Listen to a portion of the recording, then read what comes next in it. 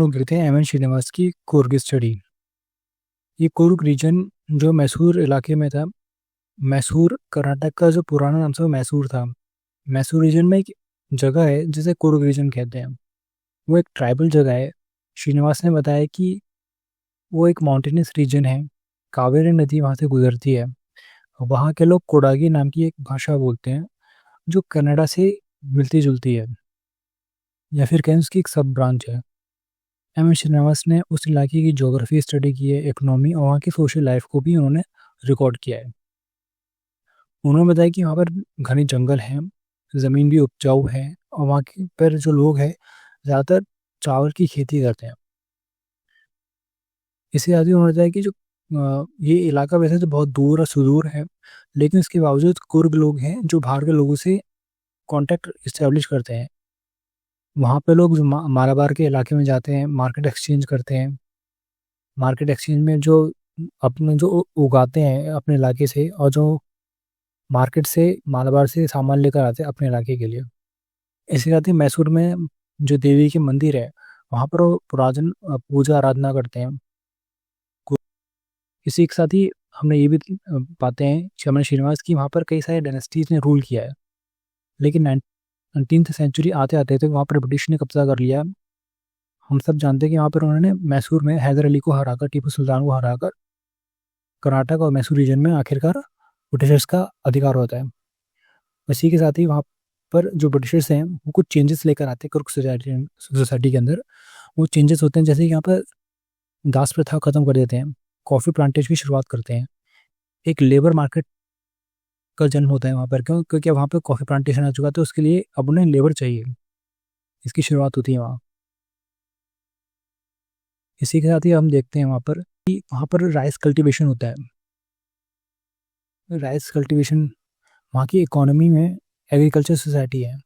वहाँ के भी ट्राइबल लैंड है तो जल, जंगल और ज़मीन वहाँ के लोग बहुत सेक्रेड यानी पवित्र मानते थे। वहाँ के ट्राइबल के लोग मई से लेकर जनवरी तक वहाँ पर राइस कल्टीवेशन का सही समय होता था। उसी के अराउंड उनकी सोशल ज़िंदगी या सोशल एक्टिविटीज़ होती थी, फेस्टिवल हो गया, घूमना फिरना हो गया। उनकी दिनचर्या राइस कल्टीवेशन के आसपास ही घूमा करती थी। उन्होंने यही पाया है कि जो हार्वेस्टिंग सीजन होता है राइस कल्टीवेशन को वहाँ पे बहुत स्ट्रेस दिया जाता है, बाकायदा त्योहार भी उसी को देखकर मनाए जाते हैं। उन्होंने ये देखा है कि जो आदमी लोग हैं वो लैंड ज़मीन पर नज़र रखते हैं, सुपरवाइज करते हैं, कल्टीवेशन करते हैं। और ये वहाँ के जो लोअर कास्ट हैं ऑफ मैन ट्राइबल सोसाइटी के अंदर वो उसकी देखभाल करते हैं। इसी के साथ हम ये देखते हैं कि जो मॉडर्न टाइम्स है अब वहाँ पर काफ़ी बदलाव आ चुका है आज के समय। वहाँ पर सिर्फ राइस और कॉफ़ी की खेती नहीं होती, अब वहाँ के लोग आर्मी में भी जाते हैं, जिनमें सबसे फेमस नाम है जनरल के.एम. करियप्पा का, जो भारत के पहले जनरल बने आज़ादी के बाद। एम.एन. श्रीनिवास ने वहाँ पर कई सारी कास्ट का भी जिक्र किया है। उन्होंने बताया कि कुर्ग रीजन का तकरीबन उन्हें 40 ट्राइब्स और कास्ट मिली, जिसका उन्होंने जिक्र किया है। उन्होंने बताया कि उनमें से कुर्ग है वो काफ़ी कॉम्पैक्ट सोसाइटी है और बहुत ही पावरफुल भी है। वहाँ वो जो सोसाइटी है कुर्ग लोग, वो लोग सोल्जर्स भी हैं, अच्छे हंटर्स भी हैं, गेम्स भी खेलते हैं और नाचते भी अच्छा है। ये श्रीनिवास की ऑब्जर्वेशन थी। उन्होंने ये भी बताया कि ये लोग काफ़ी वॉरियर क्लास के लगते हैं, यानी कि ये लोग क्षत्रिय जैसे लगते हैं क्योंकि ये सोल्जर हैं, फुट सोल्जर्स हैं, गेम्स खेलते हैं, इनका शरीर इस तरह का बना हुआ है। साथ ही वो देखते हैं कि ये लोग अपने आप को ज़्यादातर क्षत्रिय के तौर पर ही पूरी दुनिया के सामने आपको इंट्रोड्यूस करते हैं। इन्होंने ये भी पाया कि ये लोग जो है वैदिक रिचुअल्स को फॉलो नहीं करते हैं ज़्यादातर। इन्हें पता ही नहीं कि वैदिक रिचुअल्स किए कैसे जाते हैं। ये उन्होंने ऑब्जर्व किया एम.एन. श्रीनिवास ने। इसी के साथ ही उन्होंने देखा कि उन्होंने खान पान के बारे में बताया कि यहाँ के जो कुर्ग लोग हैं वो पोर्क और अल्कोहल तो खा पी लेते हैं, लेकिन बीफ को ये लोग ज़्यादातर मना कर देते हैं। उन्होंने ये भी पाया कि कुछ जो कुर्ग हैं वो अपने आप को अम्मा कुर्ग कहते हैं, जिसका मतलब होता है कि ब्राह्मण। ब्राह्मण का जो काम होता है वो एज यूजुअल वो प्रीस्ट होते हैं टेम्पल के, साथ साथ वो आराधना करते हैं, ऑफरिंग्स देते हैं डेटीज़ को जो ब्राह्मण होते हैं। और ऑफरिंग क्या देते हैं, वो राइस बोल देते हैं उन्हें, डेटीज़ को चढ़ावा चढ़ाते हैं। इसी के साथ उन्होंने देखा कि वहाँ पर कारपेंटर भी हैं और ब्लैक स्मिथ भी हैं। साथ ही उन्होंने ये भी देखा कि वहाँ जो गोल्ड स्मिथ है यानी कि सुनार है उसकी जो ज्वेलरी बनाता है, वो ज्वेलरी लड़के लड़की अपने कानों में, अपने नाकों में पहनते हैं, यानी कि उनके कान ना ना छिदे हुए होते हैं और वही सोना वो पहनते हैं। बालियां, नथनी जैसे कहते हैं, इयररिंग्स। इसी के साथ उन्होंने एक बहुत ही इंटरेस्टिंग चीज देखी कि जो धोबी होता है, वो जो कपड़े होता है उसके धुले हुए कपड़ों को वहाँ पे लोग बहुत ही अच्छा मानते हैं, यानी कि बहुत ही ऑस्पिशियस मानते हैं। उनने एक जिक्र किया कि अगर कोई दुल्हन अपनी शादी के दिन उस धोबी के धुले हुए कपड़े पहनती है तो उसे बहुत ही पवित्र माना जाता है और बकायदा उसे एक अच्छी जिंदगी की शुरुआत माना जाता है। उन्हें ये भी बताया कि वहाँ पर एक बार्बर कास्ट है जो चाइल्ड बर्थ या डेथ के वक्त लोगों का मुंडन करती है, यानी शेव करती है बालों को।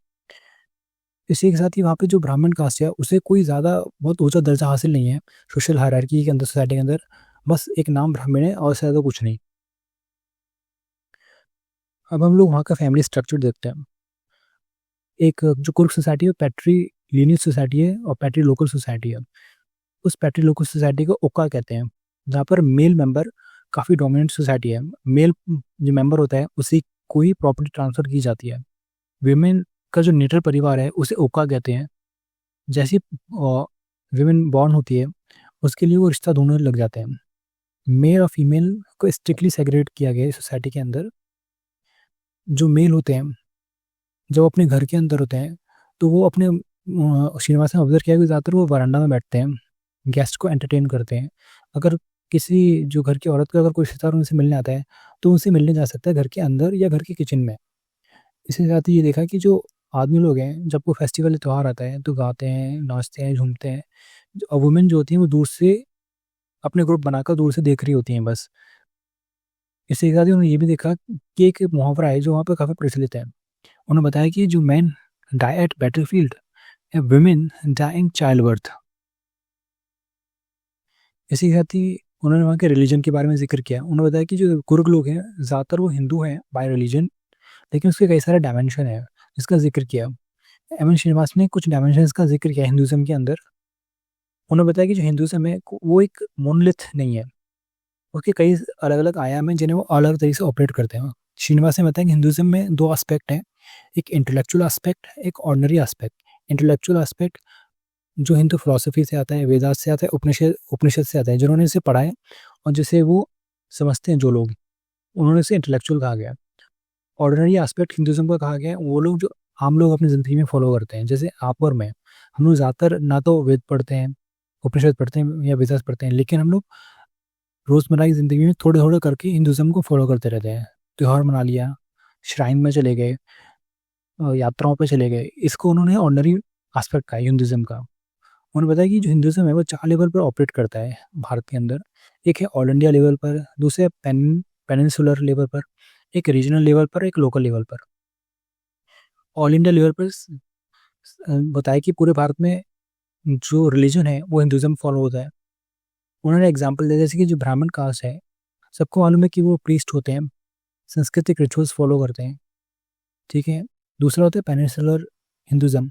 इसके अंदर क्या होता है, ये दक्षिण भारत में है। ये ज़्यादातर कावेरी की जो रिवर है उसकी कहानियों, उसके किस्सों में और उसकी मिथ से जुड़े हुए हैं पेनिनसुलर हिंदुज़म। जैसे उत्तर भारत में गंगा एक इम्पॉर्टेंट नदी है, उसके आसपास की कहानियों से लोग बंधे हुए हैं। उसी तरह कावेरी दक्षिण भारत की गंगा है, तो उसके आसपास जो कहानियाँ हैं उससे लोग जुड़े हुए हैं। उन्हें बताया रीजनल हिंदुज़म यानी एक विशेष क्षेत्र में क्या हिंदुज़म फॉलो किया जाता है उसे रीजनल हिंदुज़म कहते हैं। जैसे मालाबार के अलग अलग की फॉलो किया जाता है, वो कन्नड़ा रीजन के अंदर पूर्व रीजन में अलग अलग फॉलो किया जाता है। लोकल हिंदुज़म जो एक छोटे इलाके में प्रैक्टिस किया जाता है हिंदुज़म, वो अपने अपने तरीके से है। जैसे किसी पेड़ की पूजा होगी, किसी जानवर की पूजा होगी, किसी गुरु की पूजा होगी, जो छोटे लेवल पर फॉलो किया जाता है उसे लोकल हिंदुज़म कहते हैं। उसके बाद संस्कृताइजेशन, श्रीनिवास ने एक टर्म फॉलो किया संस्कृताइजेशन। संस्कृताइजेशन मतलब होता है जब लोअर कास्ट अपर कास्ट के कल्चरली उनके तौर तरीकों को फॉलो करती है ताकि वो अपने सोशल स्टेटस को उठा सकें, उसे संस्कृताइजेशन कहते हैं। उन्होंने बताया कि संस्कृताइज ट्रेड्स कई सारी कास्ट में देखने को मिले हैं और कुछ में है नहीं है ट्रेड्स। उन्होंने बताया कि जो कास्ट है, उन्होंने बताया कि वहाँ पर लिंगायत मूवमेंट, जैन मूवमेंट काफ़ी स्ट्रांगली साउथ इंडिया के अंदर फॉलो हुआ था इसी कास्ट के अगेंस्ट।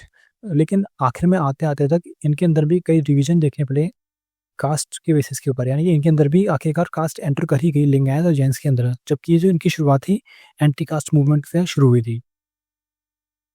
उन्होंने बताया कि कुछ चीज़ों को वहाँ की सोसाइटी में पवित्र माना है और कुछ चीज़ों को वो अपवित्र मानते हैं। तो उन्होंने बताया कि वो किस चीज़ को पवित्र मानते हैं। उन्होंने कहा कि जो घर होता है, घर के कुछ हिस्से को पवित्र मानते हैं। जैसे कि घर के जो सेंट्रल हॉल है वो पवित्र मानते हैं। वेस्टर्न वॉल का एक कॉर्नर, यानी कि पश्चिमी दिशा में अगर आप किसी कोने के अंदर एक दिया जला दें तो उस दिए को वो पवित्र मानते हैं। ठीक है, उस दिए को जो लोकल लैंग्वेज है नालक बोलक कहते हैं। किचन को वहाँ के लोग पवित्र मानते हैं। अब ऐसी बहुत सारी चीज़ें हैं जैसे वो इम्प्योर मानते हैं, यानी कि नॉन सेक्रेड मानते हैं। वैसे कहते हैं इसे फॉलो करेंगे तो प्योरिटी और पोल्यूशन का कॉन्सेप्ट उनके साथ जुड़ जाएगा। जैसे ये मानते हैं कि जो मैन है वही पवित्र है, और वही ईश्वर को जाके या देवताओं को जाके ऑफरिंग दे सकते हैं उन्हें। लेकिन इसके लिए भी उसे कई सारी कंडीशन फॉलो करनी पड़ेगी उस आदमी को भी।